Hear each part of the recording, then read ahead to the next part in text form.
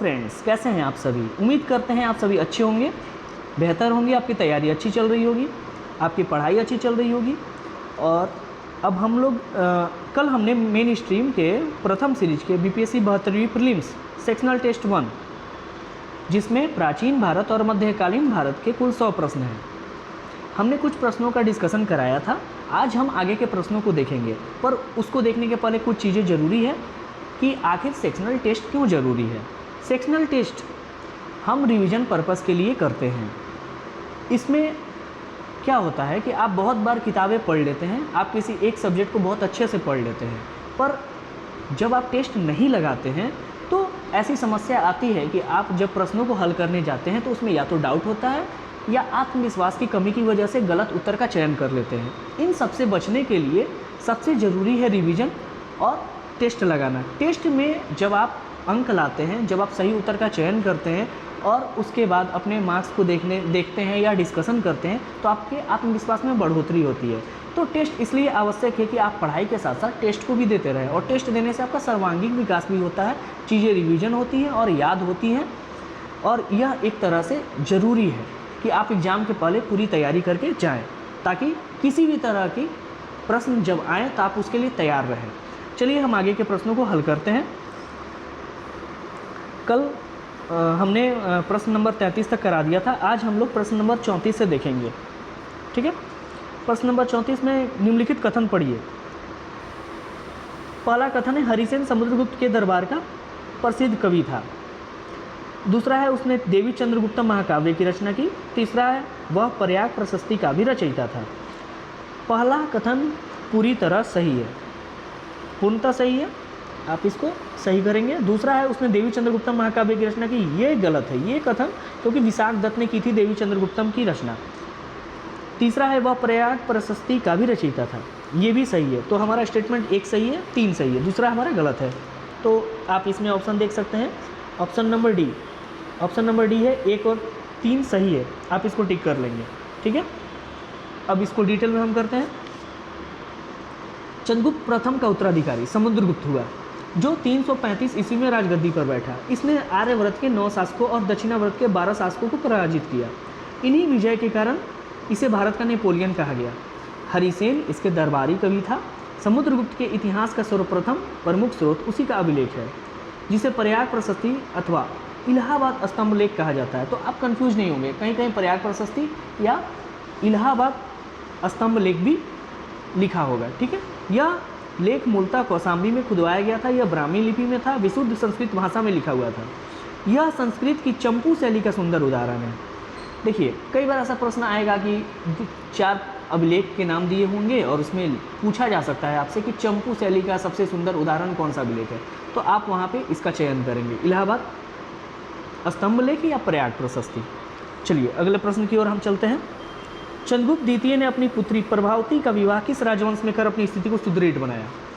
इस प्रश्न में चंद्रगुप्त द्वितीय अपनी पुत्री का, पहले क्या होता था कि अपने साम्राज्य विस्तार के लिए राजा या तो युद्ध करके विजय प्राप्त करके साम्राज्य का विस्तार करते थे, या दूसरा तरीका होता था वैवाहिक संबंध स्थापित कर अपने साम्राज्य का विस्तार करते थे। इस प्रश्न भी में यही पूछा गया है कि चंद्रगुप्त द्वितीय की जो पुत्री थी उसमें किस राजवंश के से विवाह करके अपने साम्राज्य को सुदृढ़ बनाया। ठीक है, तो पहला ऑप्शन है लिच्छवी वंश, दूसरा कदम वंश, तीसरा वाकाटक वंश, चौथा नागवंश। इसका उत्तर बताइए क्या होगा। इसका उत्तर हमारा होगा वाकाटक वंश, वाकाटक वंश होगा। चंद्रगुप्त द्वितीय ने अपनी बेटी प्रभावती गुप्ता का विवाह वाकाटक वंश के शासक रुद्रसेन द्वितीय से किया था। ठीक है, चंद्रगुप्त द्वितीय के सबसे प्रसिद्ध, उनके दरबार में 9 रत्न निवास करते थे, तो आपका ये जानना भी जरूरी है। चंद्रगुप्त द्वितीय विक्रमादित्य की उपाधि धारण की थी, और गुप्त वंश में ये काफ़ी महत्वपूर्ण है कि चंद्रगुप्त द्वितीय के बारे में आप विस्तार से पढ़ें। अगले प्रश्न की ओर चलते हैं। अगले प्रश्न है, चंद्रगुप्त के 9 रत्नों में से निम्न में से कौन फलित ज्योतिष से संबंधित था। पहला ऑप्शन है वररुचि, दूसरा शंकु, तीसरा छपनक, चौथा अमर सिंह। क्या होगा इसका उत्तर। इसका उत्तर होगा छपनक। छपनक इसका उत्तर होगा। देखिए, पहला ऑप्शन दिया है वररुचि। वररुचि कौन थे। वररुचि एक महाकवि और खगोल शास्त्री थे। शंकु नीति शास्त्र के प्रकांड विद्वानी थे। छपनक के बारे में ऑलरेडी दिया हुआ है, फलित ज्योतिष से संबंधित थे। अमर सिंह और कालिदास ये दोनों गुप्तकालीन विद्वान थे, तो आप इनका भी ध्यान रखेंगे, ठीक है। चलिए अगले प्रश्न की ओर चलते हैं। गुप्त काल में उत्तर भारतीय व्यापार निम्नलिखित में से किस एक पतन से संचालित होता था? पहला ऑप्शन है ताम्रलिप्ति, दूसरा है बड़ौच, तीसरा कल्याण, चौथा काम्बे। बताइए इसका उत्तर क्या होगा? इसका उत्तर होगा ताम्रलिप्ति। भड़ौच कहाँ है? भड़ौच गुजरात में नर्मदा नदी के मुहाने पर स्थित है। कल्याण महाराष्ट्र के ठाणे जिले में है। ताम्रलिप्ति से गुप्तकालीन भारतीय व्यापार होता था, ठीक है। व्यवसाय एवं उद्योग का संचालन श्रेणियां करती थी। श्रेणी एक तरह के व्यवसाय अथवा शिल्प का अनुसरण करने वाले लोगों की समिति थी। मंदसौर अभिलेख में रेशमी सूत बनाने वाले या तंतुवाय श्रेणी का भी उल्लेख मिलता है, तो आप मंदसौर अभिलेख को ध्यान में रखेंगे। गुप्त काल में मुख्यतः दक्षिण पूर्व एशिया के साथ ताम्रलिप्ति बंदरगाह से उत्तर भारतीय व्यापार संचालित होता था। चलिए अगले प्रश्न की ओर चलते हैं। निम्नलिखित में से कौन सुमेलित नहीं है? नहीं है। आप नहीं को हमेशा अंडरलाइन करेंगे। इसका मतलब है कि इसमें से 3 सही है, 1 गलत है। हमें गलत का ही पता लगाना है। देखिए पहला है कुमारगुप्त मंदसौर। कुमारगुप्त मंदसौर बिल्कुल सही है, ठीक है, इसको आप सही टिक मारिए। पतिक तक्षशिला अभिलेख ये भी सही है। तीसरा प्रभावती गुप्ता, इसके बारे में अभी हमने चर्चा किया है, ये वाला गलत है। प्रभावती गुप्ता का उदयगिरी गुहा अभिलेख नहीं होगा। उदयगिरी गुहा अभिलेख कुमारगुप्त, ध्यान रखेंगे कुमारगुप्त। चौथा समुद्रगुप्त एरन अभिलेख, ये भी सही है, ठीक है। चलिए अगले प्रश्न की ओर चलते हैं हम। गुप्त साम्राज्य निम्न में से किन्हें कर रहित कृषि भूमि प्रदान की जाती थी? पहला ऑप्शन है सैन्य अधिकारियों को, दूसरा ऑप्शन है सिविल अधिकारियों को, तीसरा ऑप्शन है ब्राह्मणों को, चौथा दरबारी विद्वानों को। यह प्रश्न आप अगर ध्यान से इसके ऑप्शन को देखेंगे तो भी आपको समझ में आएगा, ये ब्राह्मण होगा, ठीक है। Option number C. भूमि अनुदान की परंपरा की शुरुआत सातवाहन काल में हुई। आप ये भी प्रश्न बन सकता है कि भूमि अनुदान की परंपरा किस वंश से शुरुआत हुई, किस काल में हुई? तो सातवाहन काल में हुई। किंतु गुप्त काल में आते आते मंदिरों और ब्राह्मणों को सबसे अधिक कर रहित भूमि एवं ग्राम अनुदान दिया जाने लगा। आगे चलकर हर्षवर्धन के काल में प्रशासनिक क्षेत्र में भी भूमि अनुदान की शुरुआत हुई, ठीक है। चलिए अगले प्रश्न की ओर चलेंगे। निम्नलिखित में से कौन बीज गणित के क्षेत्र में अपने योगदान के लिए विशेष रूप से जाना जाता है? पहला ऑप्शन है आर्यभट्ट, दूसरा ऑप्शन ब्रह्मगुप्त है, तीसरा भास्कर, चौथा उर्जयंत। इसका आंसर क्या होगा? इसका आंसर होगा आर्यभट्ट। आर्यभट्ट को आप लोग टिक मारेंगे। चलिए आर्यभट्ट गुप्त युगीन गणितज्ञ थे। इन्होंने सूर्य ग्रहण तथा चंद्र ग्रहण के वास्तविक कारण पर प्रकाश डाला। इन्होंने ही शून्य का आविष्कार किया। आर्यभट्ट ने ही कहा था कि पृथ्वी के अपनी धुरी पर घूमने के कारण प्रतिदिन सूर्योदय और सूर्यास्त होता है, ठीक है। भास्कर प्राचीन काल में बीज गणित के क्षेत्र में अपने योगदान के लिए विशेष रूप से जाने जाते हैं, पर यहाँ पे बीज गणित के लिए आपको आर्यभट्ट ही उत्तर को चुनना है। ब्रह्मगुप्त कौन थे? ब्रह्मगुप्त के बारे में बताइए। ब्रह्मगुप्त थे जो न्यूटन के सिद्धांत से बहुत पहले गुरुत्वाकर्षण के सिद्धांत का प्रतिपादन किया था। सबसे पहले इन्होंने गुरुत्वाकर्षण के बारे में बताया था, ठीक है। चलिए अगले प्रश्न पे रुक करते हैं। अगला प्रश्न हमारा है उदंतपुरी शिक्षा केंद्र निम्न में से किस राज्य में अवस्थित था? पहला ऑप्शन बंगाल, दूसरा ऑप्शन बिहार, तीसरा गुजरात, चौथा तमिलनाडु। यह प्रश्न काफ़ी आसान है, बताइए इसका आंसर क्या होगा? इसका आंसर क्या होगा? इसका आंसर होगा बिहार। चंद्रगुप्त विक्रमादित्य की मृत्यु के बाद कुमार गुप्त वंश का शासक बना, जिसका काल 415 से 455 ईस्वी तक था। उसने दसपुर में एक सूर्य मंदिर का निर्माण कराया तथा नालंदा में एक विहार की स्थापना कराई, जो आगे चलकर नालंदा विश्वविद्यालय के नाम से विख्यात हुआ। तो कुमारगुप्त ने नालंदा विश्वविद्यालय का स्थापना कराया। एक धर्मपाल जिन्होंने विक्रमशिला विश्वविद्यालय की स्थापना की। बौद्धों को उदंतपुरी शिक्षा केंद्र बिहार राज्य में स्थित है। तो तीनों आप ध्यान में रखेंगे, एक नालंदा विश्वविद्यालय, दूसरा विक्रमशिला विश्वविद्यालय, तीसरा उदंतपुरी। अगले प्रश्न की ओर चलते हैं। बाल विवाह की प्रथा किस काल से प्रारंभ हुई? पहला ऑप्शन मौर्य काल में, दूसरा ऑप्शन कुषाण काल में, तीसरा ऑप्शन गुप्त काल में, चौथा हर्षवर्धन के काल में। बताइए इसका उत्तर क्या होगा? इसका उत्तर होगा गुप्त काल। गुप्त काल को आप चुन लेंगे। गुप्त काल में सती प्रथा का एकमात्र उल्लेख या अभिलेख 510 ईस्वी में भानुगुप्त का एरन अभिलेख। देखिए सती प्रथा की जब बात आएगी तो भानुगुप्त का एरन अभिलेख है। इसके अनुसार भानुगुप्त के मित्र गोपराज की मृत्यु के पश्चात उसकी पत्नी सती हो गई। बाल विवाह की प्रथा गुप्त काल में शुरू हुई। बाल विवाह की प्रथा गुप्त काल में शुरू हुई। स्मृतिकारों में याज्ञवल्क्य ने विधवाओं की संपत्ति संबंधी अधिकारों की उदार व्याख्या की है। चलिए अगले प्रश्न की ओर चलेंगे। हर्ष के दरबार में ह्वेनसांग को एक दूत के रूप में किसने भेजा? ये प्रश्न 95% बच्चे गलती करेंगे। आप ऑप्शन पढ़िए। पहला है ताइसुंग, दूसरा तुंग कुआन, तीसरा कुवेनवू, चौथा उपयुक्त में से कोई नहीं। इसका उत्तर कमेंट में बताएं। कितने लोग इसका उत्तर सही बता सकते हैं? एक बार जरूर इसको ट्राई करें, कमेंट में जरूर लिखेंगे इसका आंसर। चलिए इसके उत्तर को बताते हैं। इसका उत्तर हो गया उपयुक्त में से कोई नहीं। ये सबसे इंटरेस्टिंग पार्ट था इसका कि उपयुक्त में से कोई नहीं होगा। कन्नौज के पुष्यभूति वंशीय शासक हर्षवर्धन तथा कुमार भास्कर वर्मा के शासनकाल में ह्वेनसांग भारत आया था। ह्वेनसांग को यात्रियों का राजकुमार भी कहा जाता है। इस बात का पूरी तरह ध्यान रखेंगे। ह्वेनसांग ने एक पुस्तक लिखी उस CU की, उसमें क्या था? उनका यात्रा वृत्तांत था। ह्वेनसांग 13 वर्ष तक असम सहित विभिन्न स्थानों की यात्रा की। 6 वर्ष तक नालंदा विश्वविद्यालय में रहकर शिक्षा प्राप्त की थी।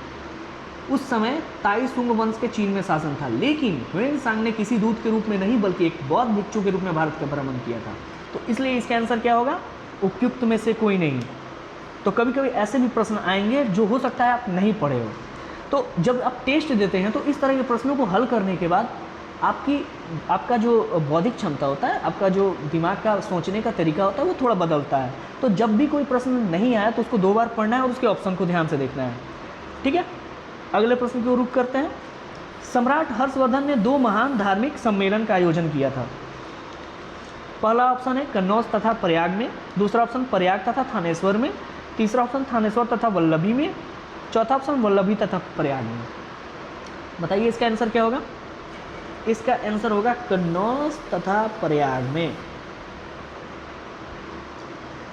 हर्षवर्धन के व्यक्तिगत धर्म तथा उसके समय की धार्मिक अवस्था के विषय में ग्रंथ हर्षचरित तथा ह्वेनसांग के भ्रमण वितरण से जानकारी प्राप्त होती है। हर्षवर्धन के पूर्वज भगवान शिव एवं सूर्य के अनंत भक्त थे। वह खुद शिव का भक्त था।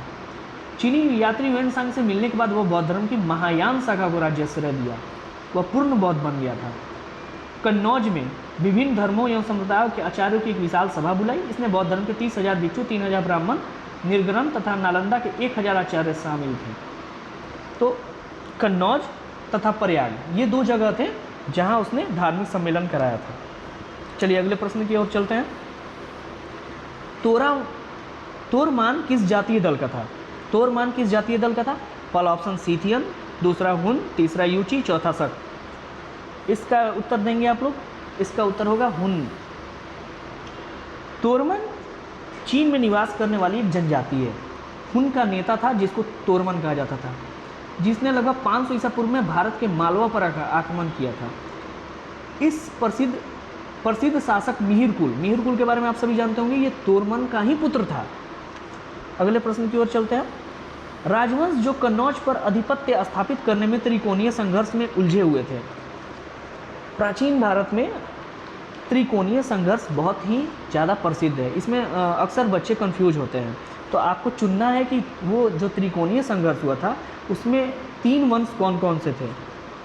चलिए पहला ऑप्शन है चोल, दूसरा पाल, तीसरा प्रतिहार, चौथा राष्ट्रकूट। चोल ही नहीं होगा इसमें, ये गलत है। बाकी ये 3 सही है। अब इसमें ऑप्शन देख लीजिए 2, 3, 4 किस में है? सी में देखिए, सी में है। चलिए इसको देखते हैं हम लोग। त्रिकोणात्मक संघर्ष के रूप में यह संघर्ष गुर्जर प्रतिहार, पाल वंश और राष्ट्रकूट वंश के शासकों के बीच हुआ। कन्नौज उस समय उत्तरी भारत की राजनीतिक एवं आर्थिक गतिविधियों का केंद्र था। इस नगर पर अधिकार को लेकर पाल एवं गुर्जर प्रतिहार शासकों के बीच संघर्ष छिड़ा।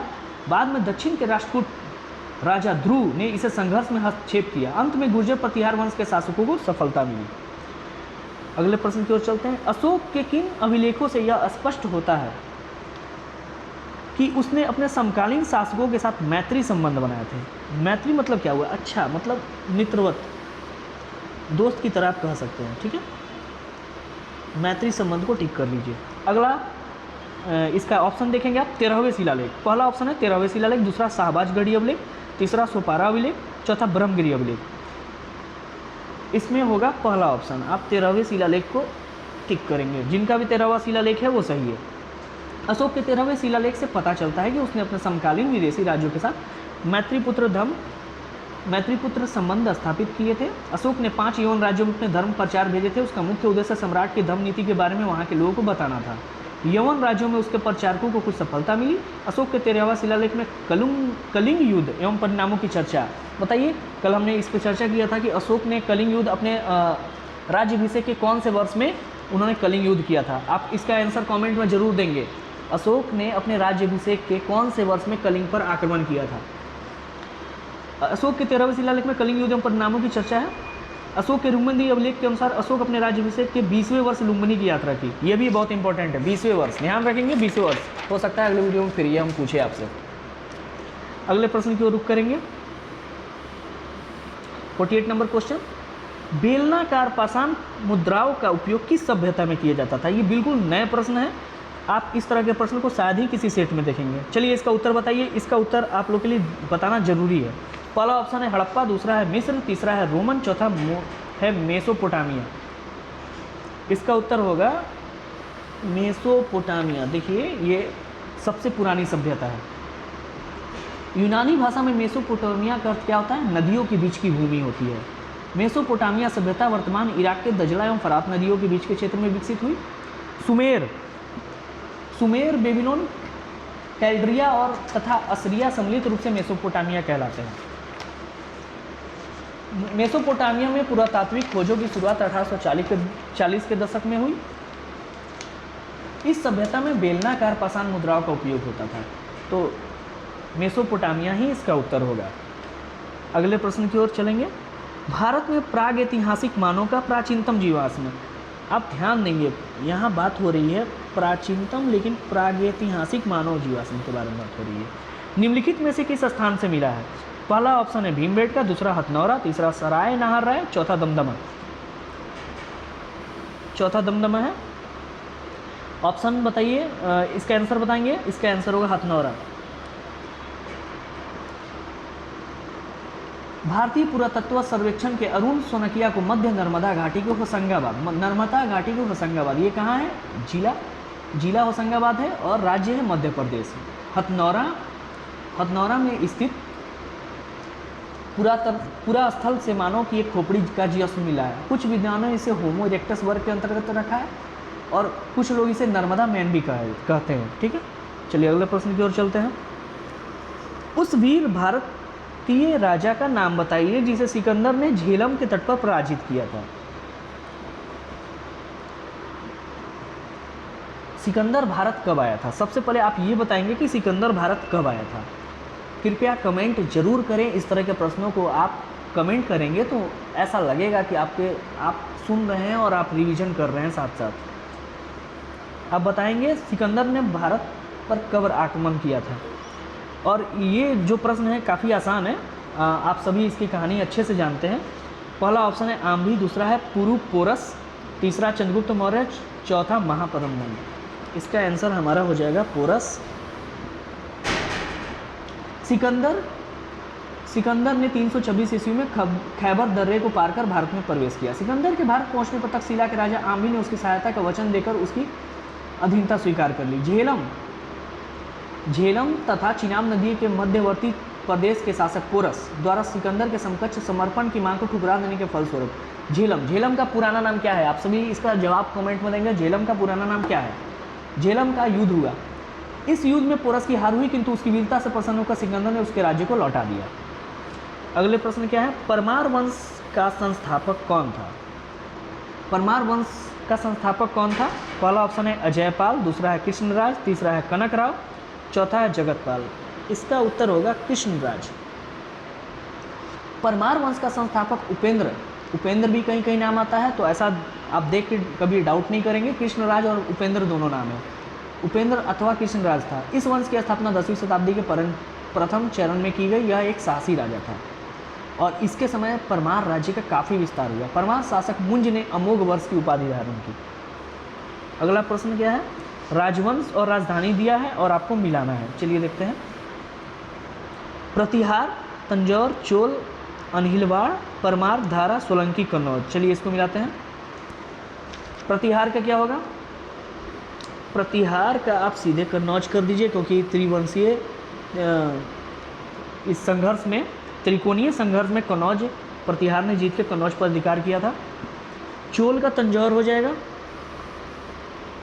चोल का तंजौर होगा। परमार का धारा,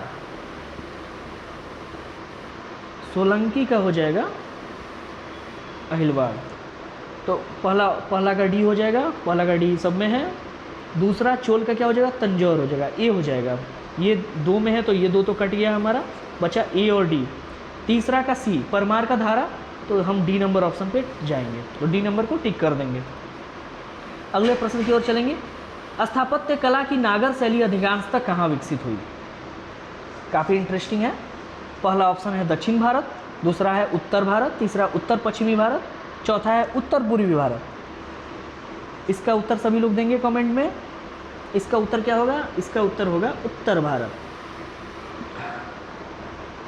नागर, द्रविड़ और बेसर भारतीय मंदिर वास्तु की 3 प्रमुख शैलियाँ हैं। नागर शैली उत्तरी भारत में हिमालय से लेकर विंध्य तक फैली हुई है। इस शैली के मंदिरों का शिखर पिरामिड नुमा आकार में बनाया जाता है। ध्यान देंगे, इस शैली के मंदिरों का शिखर, शिखर का मतलब क्या हुआ, सबसे ऊपर का जो स्थान है वो पिरामिड नुमा आकार में बनाया जाता है। नागर शैली में निर्मित मुख्य मंदिर है मुक्तेश्वर मंदिर, लिंगराज मंदिर, विश्वनाथ मंदिर, कंदरिया का महादेव मंदिर, भुवनेश्वर मंदिर तथा पुरी के रथ मंदिर। नागर शैली को विकसित करने में गुजरात के चालुक्य या सोलंकी वंश की महत्वपूर्ण भूमिका रही है। ये फैक्ट को भी याद रखेंगे। इसका विस्तार या इसका विकास किसके में हुआ है, गुजरात के चालुक्य या सोलंकी शासकों के शासन में। अगले प्रश्न की ओर रुख करेंगे। पृथ्वीराज विजय, पृथ्वीराज विजय के लेखक कौन है? पहला ऑप्शन है चंद्रबरदाई, दूसरा है पृथ्वीराज चौहान, तीसरा जयानक, चौथा है नयन चंद्रसूरी।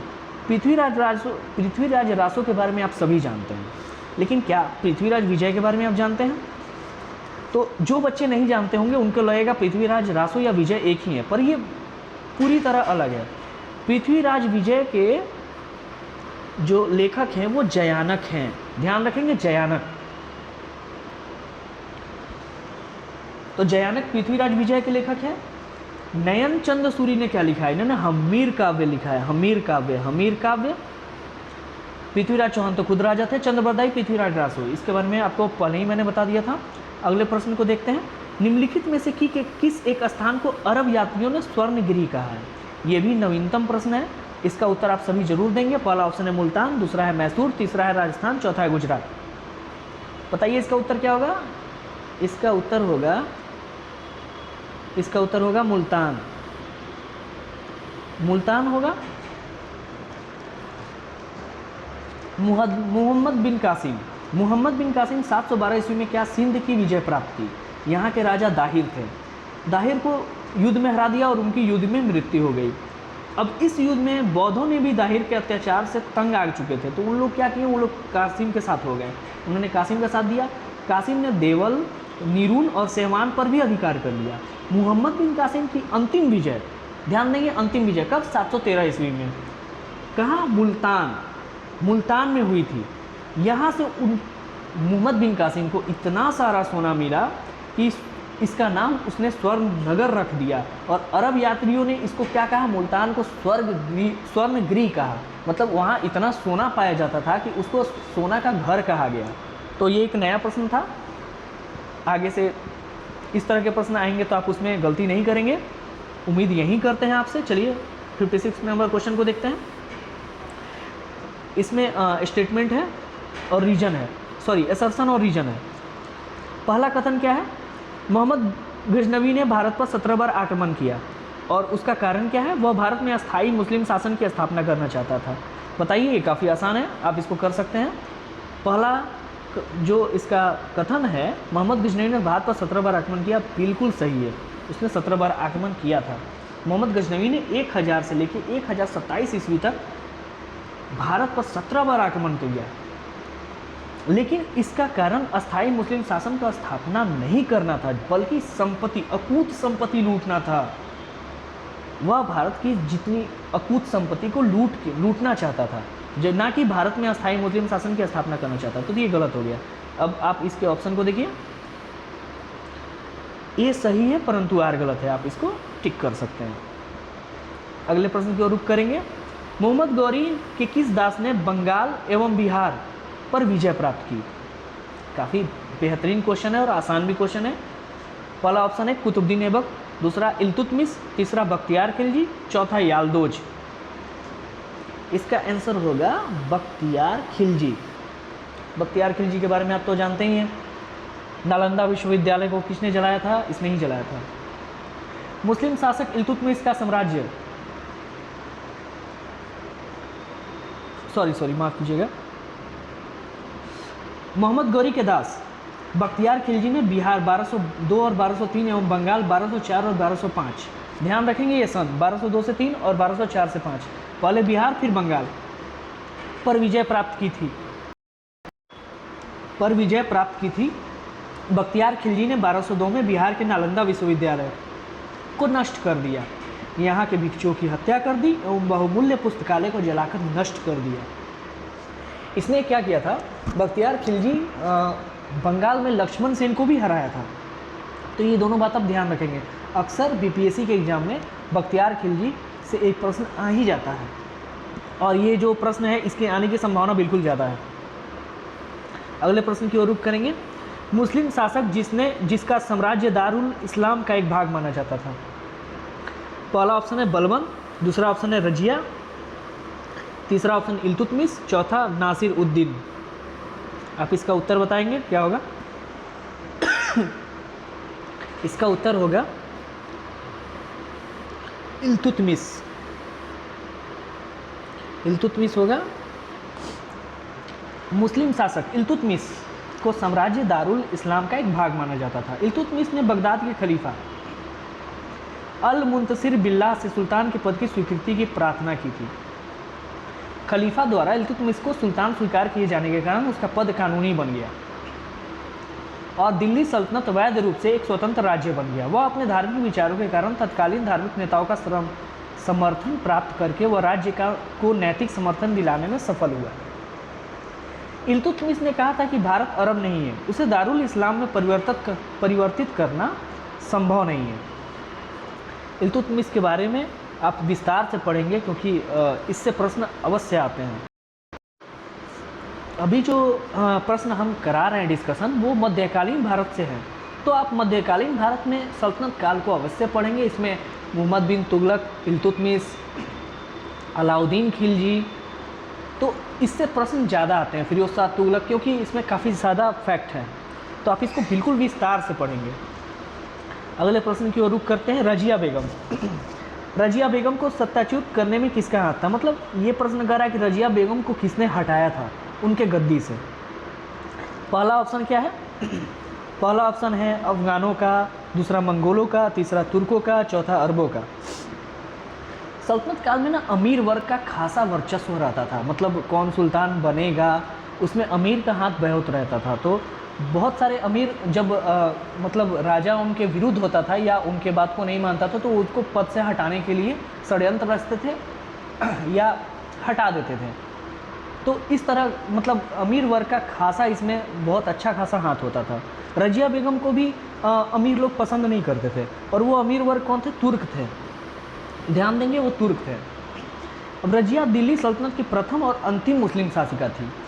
उसने 1236 से 1240 तक दिल्ली में शासन किया, मतलब ये बहुत कम समय के लिए शासन की थी। रजिया ने अपने सिक्कों पर उम्दत उल निस्वा के विरुद्ध उपाधि धारण की। अप्रैल 1240 ईस्वी में अल्तुनिया का विद्रोह दबाने के लिए रजिया ने तबर हिंद की ओर प्रस्थान किया, लेकिन याकूब की हत्या कर अल्तुनिया ने रजिया को बंदी बना लिया। रजिया ने चतुराई से काम लिया और अल्तुनिया से विवाह कर लिया और अल्तुनिया को अपनी ओर मिला लिया। पर अक्टूबर 1240 में कैथल में जब ये लोग वापस आ रहे थे विवाह करके, तो कैथल में डकैतों ने रजिया और अल्तुनिया की हत्या कर दी। उस समय क्या हुआ था कि तुर्क और अमीर जो थे वो डकैतों के बीच ये षड्यंत्र करके फैला दिया आवाज़ कि कोई अमीर आ रहा है, तो उन्होंने लूटने के चक्कर में उन पर हमला कर दिया और उसी दौरान अल्तुनिया और रजिया दोनों की मृत्यु हो जाती है और इस तरह अमीर क्या करते हैं, रजिया को सत्ता से हटा देते हैं। चलिए अगले प्रश्न की ओर हम लोग चलते हैं। दिल्ली के सुल्तान बलबन का पूरा नाम क्या था? पूरा नाम क्या था? आप इस प्रश्न का उत्तर देंगे। पहला ऑप्शन है जलालुद्दीन, दूसरा इल्तुतमिश, तीसरा गयासुद्दीन, चौथा कुतुबुद्दीन। इसमें इल्तुतमिश तो ऐसे ही नहीं होगा, आप इसको जानते हैं बहुत अच्छे से। जलालुद्दीन भी नहीं होगा, गयासुद्दीन होगा। गयासुद्दीन इसका आंसर होगा।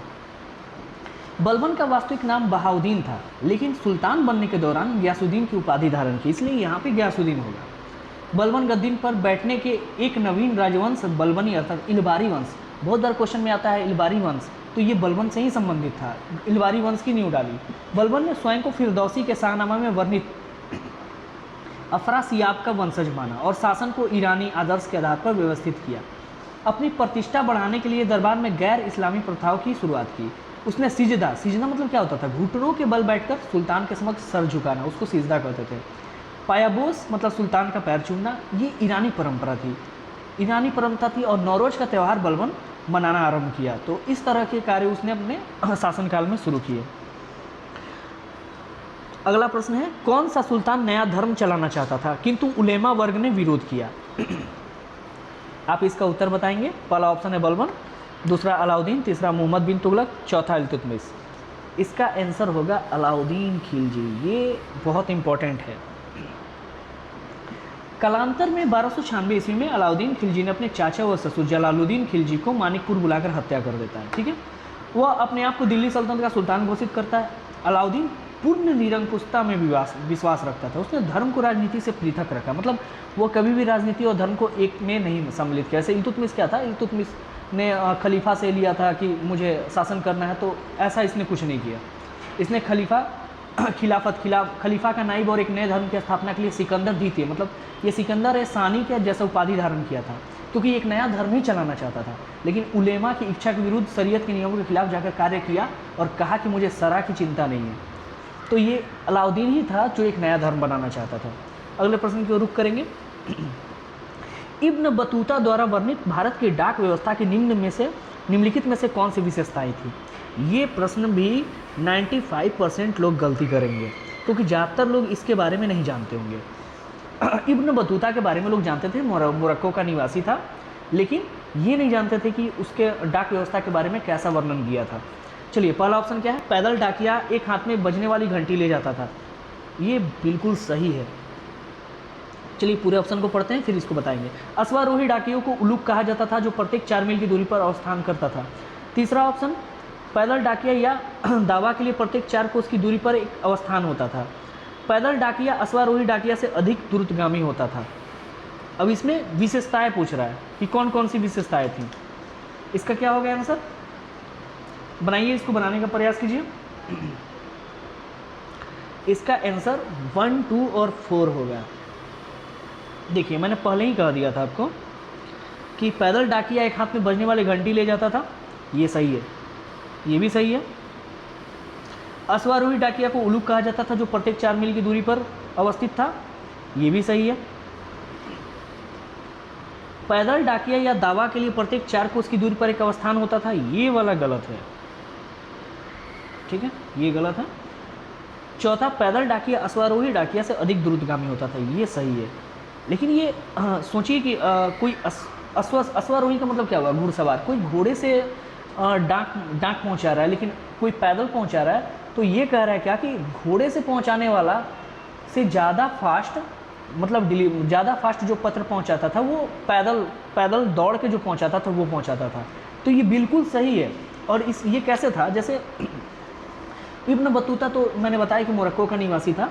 यह मोहम्मद बिन तुगलक के दरबार में दिल्ली पहुंचा था और सुल्तान जो है उसकी विद्वता से प्रभावित होकर उसको दिल्ली का काजी नियुक्त किया था।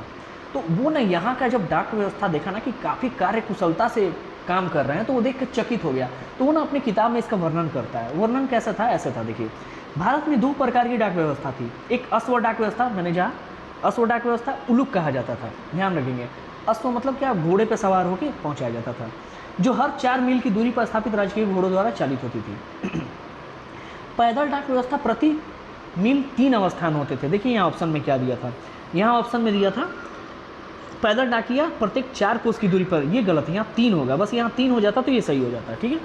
खैर आप इसको देख लेंगे। अब ये क्या होता था इसमें कि जो 3 मील पे अवस्थान होते थे उसे दावा कहा जाता था, और यह 1 मील के 1/3 होता था। हर मील पर घनी आबादी वाला गांव होता था, जिसके बाहर 3 मंडल होते थे। लोग कार्य आरंभ करने के लिए तैयार बैठे रहते थे। उनमें से प्रत्येक के पास 2 हाथ में एक लंबी छड़ होती थी। मतलब इसमें ना हाथ में एक लंबा छड़ रहता था, उसमें घंटी बजता था। तो कोई जब दौड़ के 3 मील जा रहा है तो वो जब दौड़ के जाता था तो घंटी बजता था। घंटी बजता था तो जो आने वाले आगे जो बैठे हुए थे वो लोग तैयार हो जाते थे। फिर वो जाके ना छड़ देता था उनको, फिर वो दौड़ के आगे जाते थे। इस तरह ये सिलसिला चलता था और इस तरह पत्र पहुँचाया जाता था।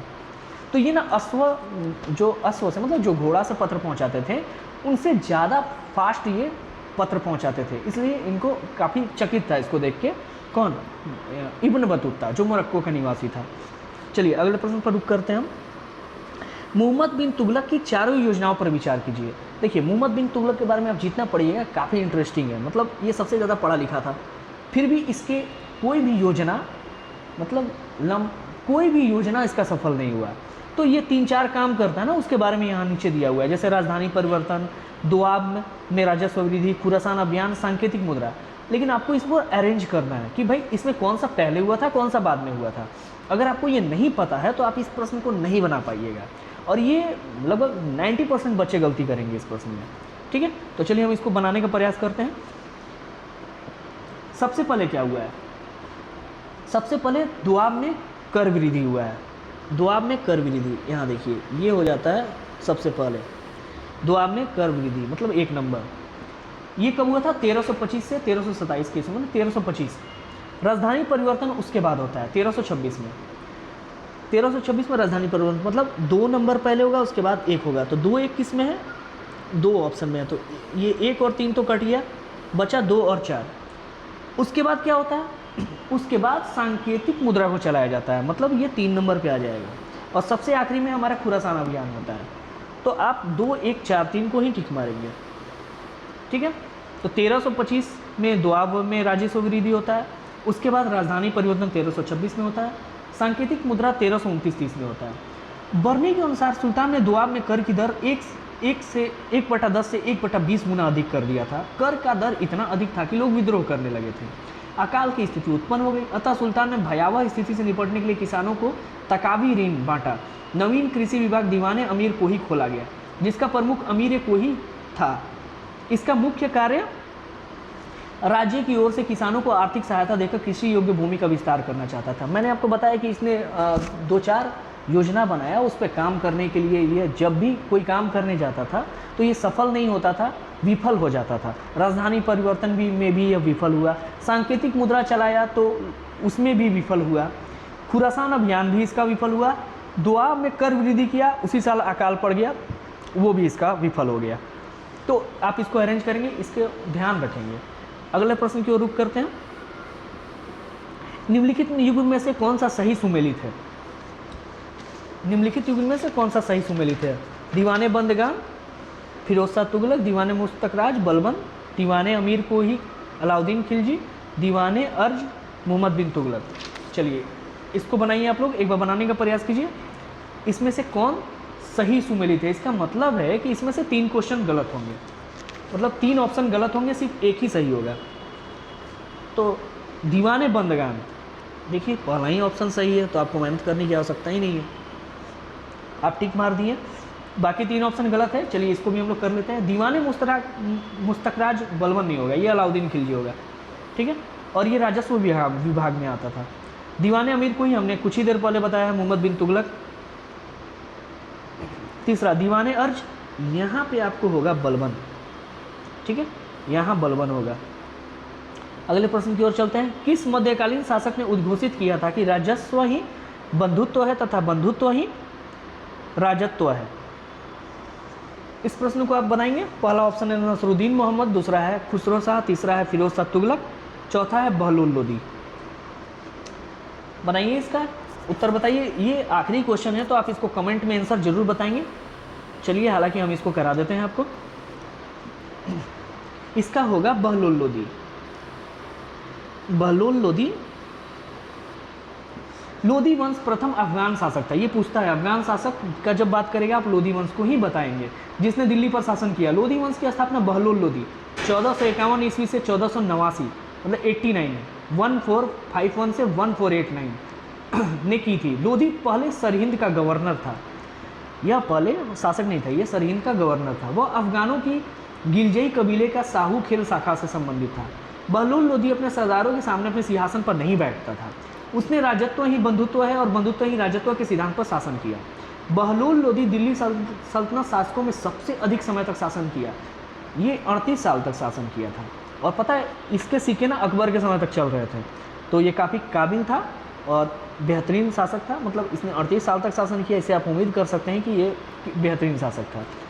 अब आगे के प्रश्न हम कल के वीडियो में करेंगे। आप बताएंगे कि आपको कैसा लगा डिस्कशन, एक बार कमेंट जरूर करेंगे। जो भी लोग नहीं देखे हैं, जो भी लोग इसके पहले का वीडियो नहीं देखेंगे वो देख लेंगे, ठीक है।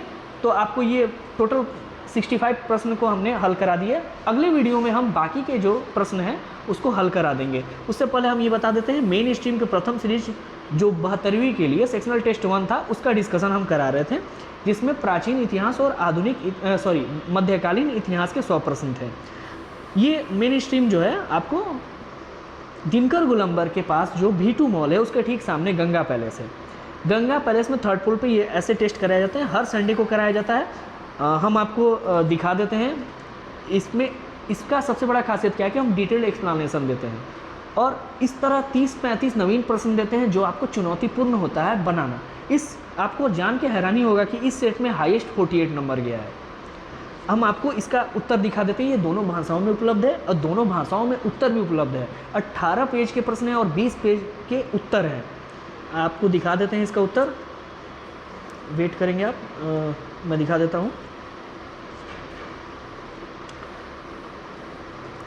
देखिए ये अंग्रेजी भाषा में हो गया। आप देख सकते हैं कितने बेहतर तरीके से हम इसके उत्तर को डिटेल में एक्सप्लेनेशन किए हैं, ठीक है। ये 16 पेज में हुआ है और हम आपको हिंदी का एक्सप्लेनेशन दिखा देते हैं।